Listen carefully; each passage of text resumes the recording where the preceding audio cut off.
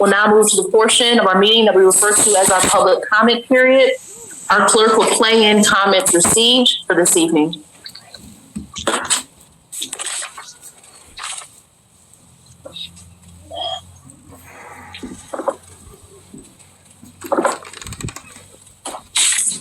Hello, my name is Dawn Glennie, and I am the CEO at Greenleaf Family Center. My address here is 580 Grant Street, and we're in Akron, 44311. I strongly support the legislation that has been recently introduced to help with eviction in the city of Akron. As a member of the health subcommittee for the racial inequality group, and also as a member of the full-term first birthday policy committee, I am a strong advocate for helping individuals in our community who need help to prevent eviction. Thank you for listening to my comments, and I really appreciate and hope that you will give very serious consideration to this legislation. Thank you. Hello, my name is Vish Box. I live at 333 Castle Boulevard in Akron. I am in support of the pay to stay and source of income legislation proposed to City Council. Rental housing is a necessity for so many Akron citizens. Renters who have the income to pay for housing through financial assistance or even a voucher should never be denied a place to live. Renters who face eviction but have secured rental assistance through any means of funding should have the right to pay the rent and keep their homes rather than be displaced by eviction.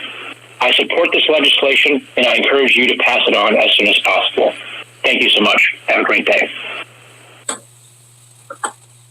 Hello, my name is Wendy Bolus. My address is 2549 Stone Creek Drive, Akron, 44320. And I am in support of the pay to stay and anti-discrimination source of income legislation that you are all considering. And I wanted to just make my voice known. Thank you. Good evening. My name is Valerie McKittrick, 1490 Verndale Drive, Akron, 44306. I'm calling tonight to ask that City Council create the necessary legislation to equip a full-time public auditor with the necessary staff so that together they can properly do their jobs and help to create a police department that is both transparent and accountable. Thank you. John Wesley Sharpe, attorney and counselor at law. 730 Catalyst Drive, apartment 1201, Akron, Ohio, 44311. This is my testimony. I suffer from treatment-resistant depression. I'm going to have this for a long, long time. I did suffer from agoraphobia when I hid in my house and I was afraid to come out. My friends had to buy groceries for me. I isolated myself and lost all of my friends. My house was run down, and I had 16 housing code violations. I was prescribed many antidepressants. I lost my law license. I lost my job. I went from $40,000 to $60,000 a year. Only thing good about that is I read the Bible 20 times. Now we have Jesus, Son of Justice. Behold, Jesus, speak now to the unjust judges the word of God. James 2:2. Do not discriminate against the poor. Leviticus 19:15. Do not pervert justice. Proverbs 22:22. Do not exploit the poor in court. Micah 6:8. Seek justice and correct oppression. Proverbs 14:31. Whoever oppresses the poor shows contempt for his maker. Proverbs 21:15. When justice is done, it brings joy to the righteous, terror to the evildoers. Proverbs 31:9. Judge righteously and plead the cause of the poor and needy. Isaiah 58:6. Loose the chains of injustice and set the oppressed free.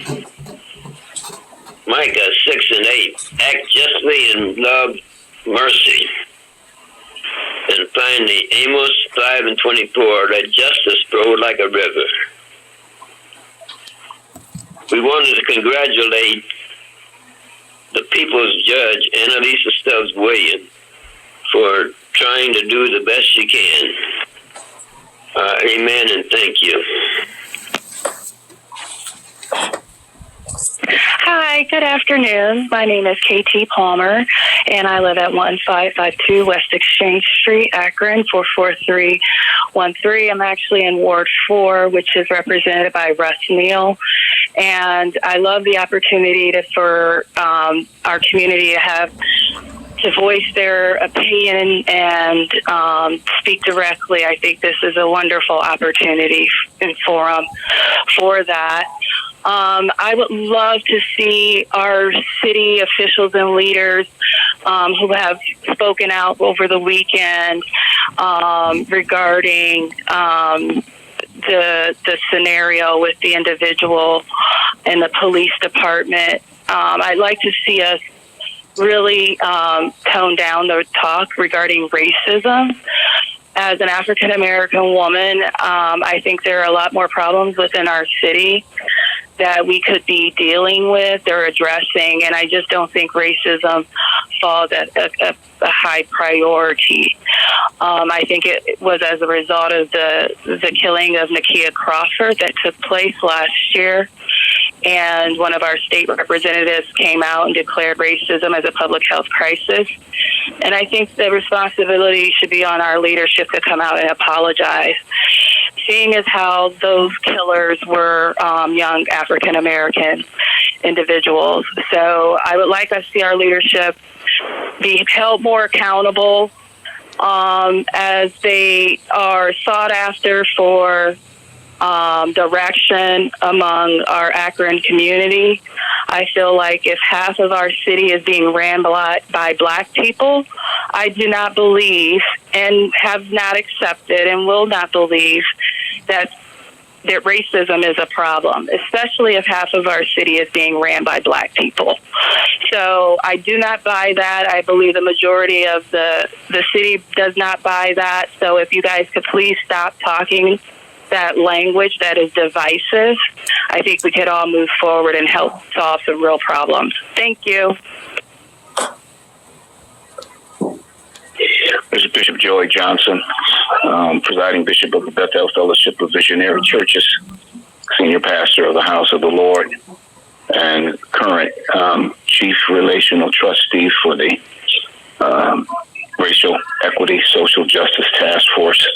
I want to call in and just express my support for the pay to stay and anti-discrimination source of income legislation. Thank you for considering this. It is important for the people of our city, and so I just want to leave that message. Thank you for your work. God bless you. Bye-bye. Hi, my name is Devlin Jarosky. I'm an Akron resident. I reside at 119 Westgate Drive in Akron, Ohio.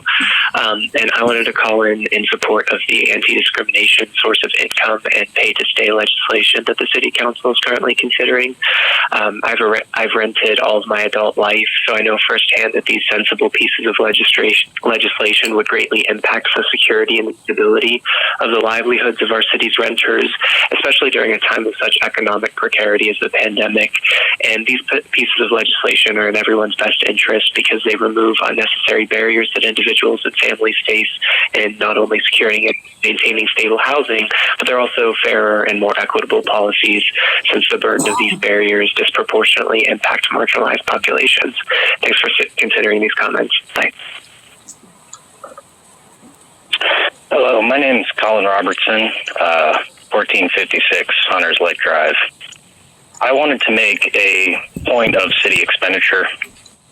Vast sums of money are wasted on the Akron Police Department, when millions of dollars could be put towards housing the unhoused, keeping those facing eviction in their homes, providing addiction and mental health service to the people of Akron. The city instead wastes all of this on a police force that abuses and harasses Akron's most vulnerable and unprotected populations. over the past few years, multiple incidents of police violence have occurred with no real response or action by the city. 17-year-old Xavier McMullen was handcuffed, thrown into the back of a cruiser, and then found shot dead by officers. It was claimed to be a suicide, but I don't believe that. 19-year-old Elijah Cade was shot while running. He was unarmed. Charles Hicks was arrested and then had snow shoved into his face. The FOP calls this a distracting technique, but this is obviously just police brutality. And then December 15th, 2019, Muhammad Isafin was shot 15 times while running away. Earlier today, both officers involved in that were cleared, and now we're back on the beat, having murdered a person. I see a clear problem of violence and a will and wanton desire to kill people and nothing happening. What is the point of spending millions of dollars on a police force that lies outside of community control and lacks any real form of accountability? Ask yourselves, who are the police protecting? Because it's not the poor. It's not the houseless. It's not the vulnerable populations. Who then? Thank you. I'm Bill Nesbitt at 115 Road, Akron, Ohio 44207. And first, thank you all for our Akron area community. And again, let us have that drop-off box for our Akron Bureau. That is requirements of people being that walking distance COVID time, for the one trip bus ride for those that need that aid for our community.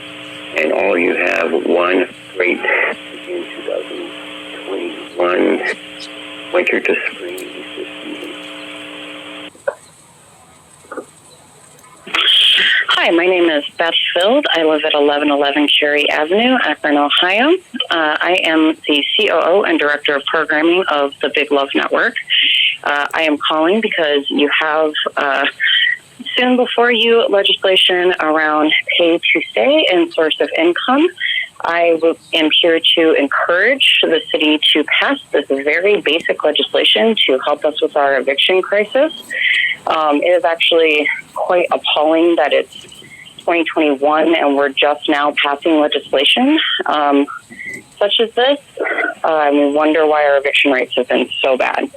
As I've mentioned before, we have a 0.5 Gini index rating, which goes from 0 to 1 and rates how segregated the city is on income.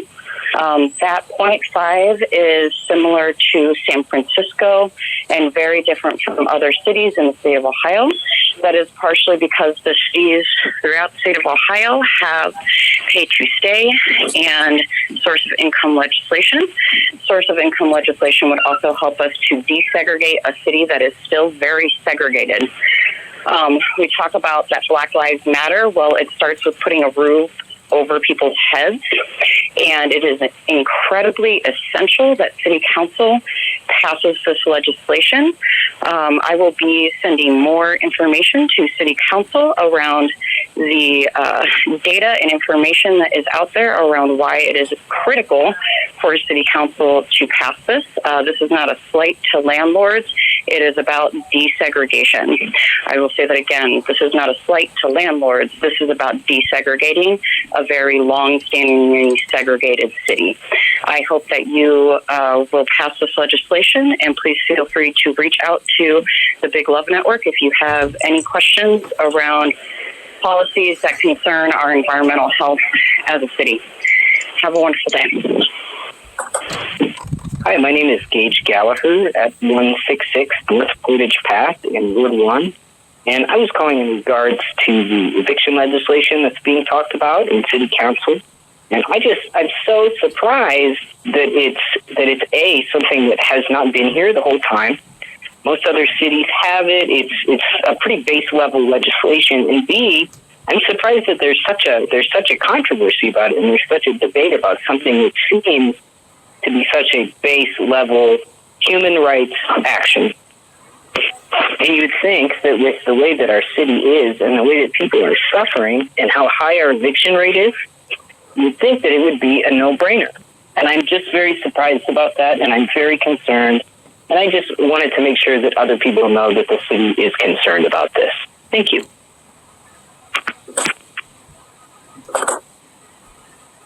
Hello, my name is Caitlin Kohler. I'm at 1780 Treetop Trail, Timber Top resident. As a renter, I must say I am so happy to finally hear we're doing a pay to stay and source of income passing. Well, hopefully you pass it. It's honestly ridiculous that we do not have these policies in the first place. That is just unnecessary cruelty to renters, families in particular with children who need to stay where they are to put down roots. And these families are going to add vibrancy to our city. So let's stop strangling ourselves and let people stay here. Thank you. Pass that. Bye.